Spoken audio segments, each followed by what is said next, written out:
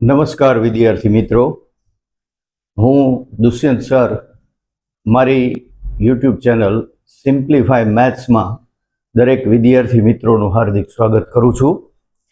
વિદ્યાર્થી મિત્રો, આજે આપણે ધોરણ 10નું ગણિતનું પ્રકરણ નંબર 1 કે જે વાસ્તવિક સંખ્યાઓ છે એના વિશે ચર્ચા કરવાની છે. આ પ્રકરણનો ગુણભાર અગાઉના વિડીયોમાં બતાવેલો છે, 2 માર્કનો છે. આ પ્રકરણની અંદરથી દાખલાઓ નથી પૂછાતા વિદ્યાર્થી મિત્રો, માત્ર 2 હેતુલક્ષી પૂછાય છે. એમાં એક હેતુલક્ષી એવો છે કે ખાલી જગ્યા સ્વરૂપે હોય છે, અને બીજો હેતુલક્ષી તમને ખરા ખોટા વિધાનની અંદર પૂછવામાં આવે છે. આ ટાઈપના 2 હેતુલક્ષી આ પ્રકરણમાંથી પૂછાય છે.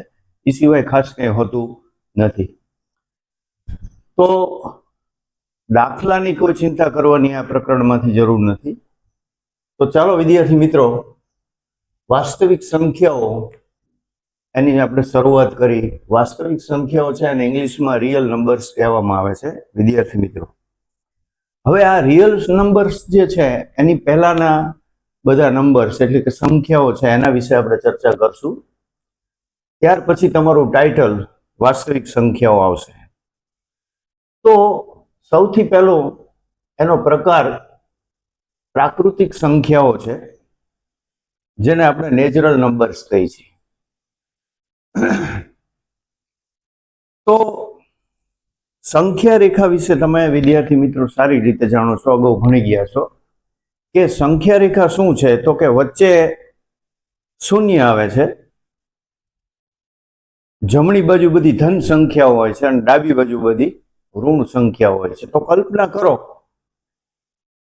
કે તમે શૂન્યની ડાબી બાજુ જાઓ છો અને એક એક સંખ્યા ઉપાડી અને એક બેગની અંદર ભરતા જાઓ છો, તો તમને ઈ બેગની અંદર મળતી સંખ્યાઓનું કલેક્શન છે એ શું મળે છે? તો કે બધી પ્રાકૃતિક સંખ્યાઓ મળે છે. એ સંખ્યાઓ 1 2 3 4 અપ ટુ ઇન્ફિનિટ સુધી છે. હવે આ પ્રાકૃતિક સંખ્યાઓ વિશેના હેતુલક્ષી ને ધ્યાનમાં રાખીને 3-4 મુદ્દાઓ છે એની ચર્ચા આપણે કરી લઈએ વિદ્યાર્થી મિત્રો. તો એનો પહેલો મુદ્દો છે કે 1 2 3 4 અપ ટુ ઇન્ફિનિટ આ બધી પ્રાકૃતિક સંખ્યાઓ છે, એમાંની સૌથી નાની સ્મોલેસ્ટ નેચરલ નંબર, સૌથી નાની પ્રાકૃતિક સંખ્યા કઈ? તો કે સૌથી નાની પ્રાકૃતિક સંખ્યા વિદ્યાર્થી મિત્રો 1 જોવા મળે છે. ત્યાર પછી સૌથી મોટી પ્રાકૃતિક સંખ્યા, તો સૌથી મોટી પ્રાકૃતિક સંખ્યા આપણને મળી શકતી નથી. કારણ શું? તો કે આપણે જોઈ છીએ કે આ સંખ્યાઓ છે એ ઇન્ફિનિટ છે, અનંત સુધી છે, એટલે આપણને એની અંદરથી સૌથી મોટી પ્રાકૃતિક સંખ્યા ન મળી શકે.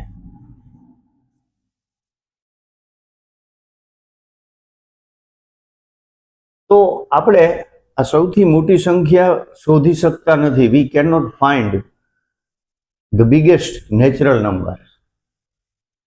હવે આ બધી સંખ્યાઓ છે એનો સમૂહ છે, એને એક સંકેત આપવામાં આવેલો છે વિદ્યાર્થી મિત્રો. તો કે એ સંકેત કયો? તો કે આ પ્રાકૃતિક સંખ્યાનો સમૂહ છે એને કેપિટલ N વડે દર્શાવવામાં આવે છે. કેપિટલ N વડે દર્શાવવામાં આવે છે.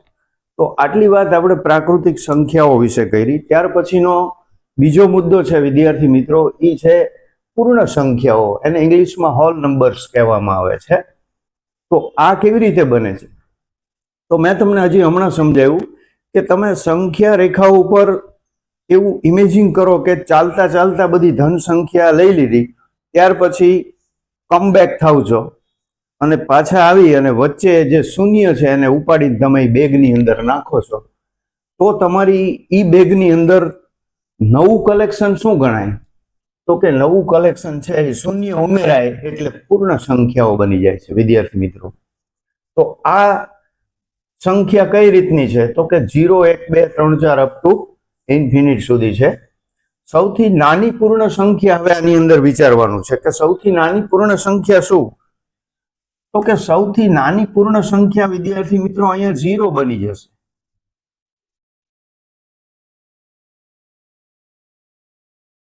સૌથી નાની પૂર્ણ સંખ્યા 0 બની જશે. તો તમને કોઈ પૂછે કે what is smallest whole number, તો આપણે એનો આન્સર આપી શકીએ કે 0 ઇઝ સ્મોલેસ્ટ હોલ નંબર. સૌથી નાની પૂર્ણ સંખ્યા 0 છે. સૌથી મોટી પૂર્ણ સંખ્યા તમે શોધી શકો તો આમાં પણ જવાબ આ જ આવશે. કારણ શું કે આમાં પણ ઇન્ફિનિટ છે, એટલે આપણે ત્યાં લખી શકીએ કે સૌથી મોટી પૂર્ણ સંખ્યા વિદ્યાર્થી મિત્રો આપણને ન મળી શકે. We cannot find biggest whole number because all numbers are 0 up to infinity. ત્યાર પછી આપણે આ જે સંખ્યાઓનો સમૂહ છે, પૂર્ણ સંખ્યાઓનો સમૂહ, એનો પણ સંકેત શું છે, એનો પણ સિમ્બોલ શું છે એ જોઈ લઈ. તો એનો સિમ્બોલ વિદ્યાર્થી મિત્રો કેપિટલ W છે. તો આ વાત થઈ ગઈ આપણી વિદ્યાર્થી મિત્રો પૂર્ણ સંખ્યાઓની.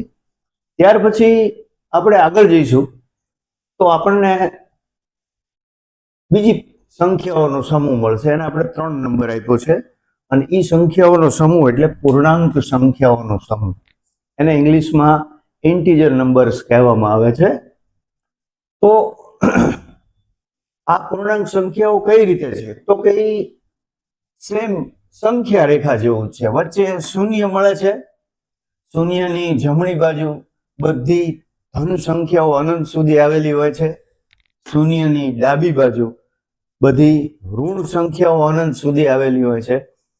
એટલે ઇન્ટીજર નંબર્સ એટલે કે પૂર્ણાંક સંખ્યાઓ છે એ બંને બાજુ વિદ્યાર્થી મિત્રો અનંત સુધી વિસ્તરેલી હોવાથી આપણને આની અંદરથી સૌથી નાની કે સૌથી મોટી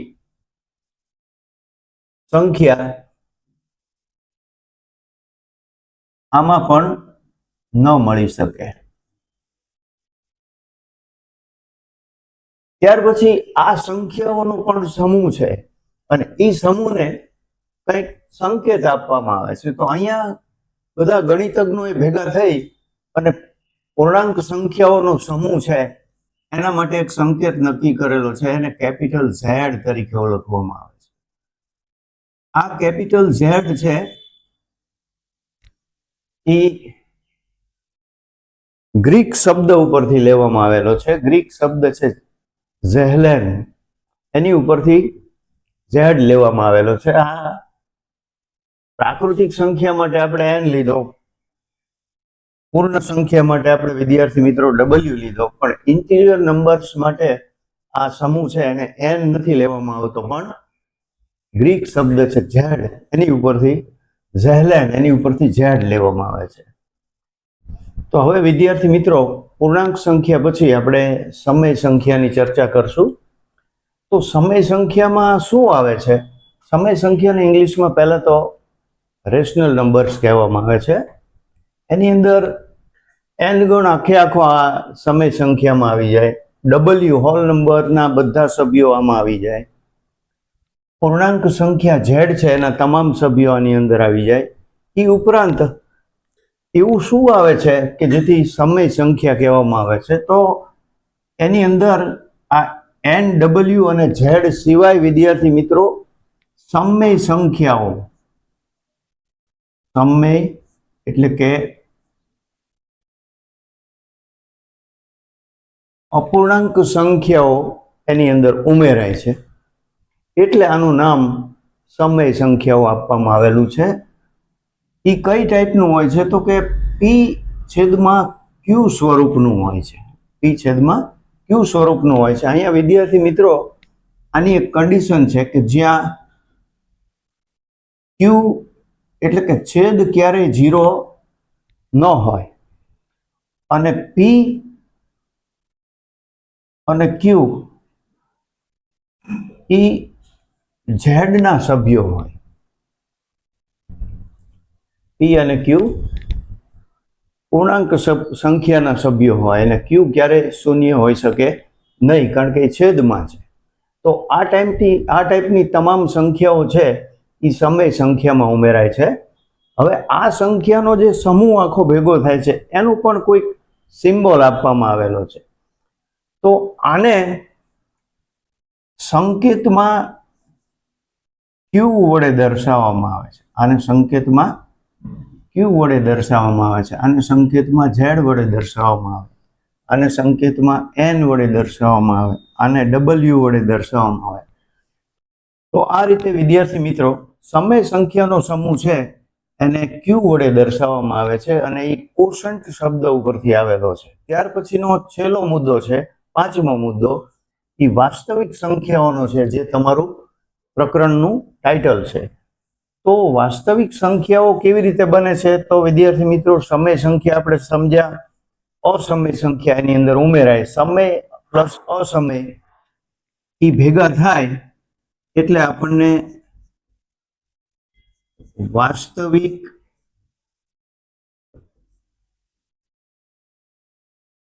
સંખ્યાઓનો સમૂહ મળે છે. હવે તમને એ સવાલ થશે કે સાહેબ અસમય સંખ્યાઓ એટલે શું? તો અસમય સંખ્યા વિશે અહીંયા હું થોડું સમજાવું છું, ધ્યાનથી સાંભળજો. કે જે સંખ્યાનું વર્ગમૂળ ન નીકળી શકે, દાખલા તરીકે √2 છે તો એ અસમય સંખ્યા થઈ, √3 છે અસમય સંખ્યા થઈ, પાઈ છે એ પણ અસમય સંખ્યાઓ થઈ. તો આ બધી અસમય સંખ્યાઓનો સમૂહ આની અંદર ઉમેરાય છે એટલે સમય પ્લસ અસમય બરાબર વાસ્તવિક સંખ્યાઓ બને છે.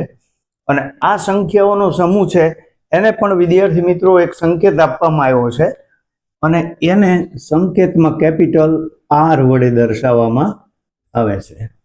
તો આજે આપણે વાસ્તવિક સંખ્યાઓ સમજતા પહેલા આવતી તમામ માહિતી છે એની ચર્ચા કરી નાખી વિદ્યાર્થી મિત્રો.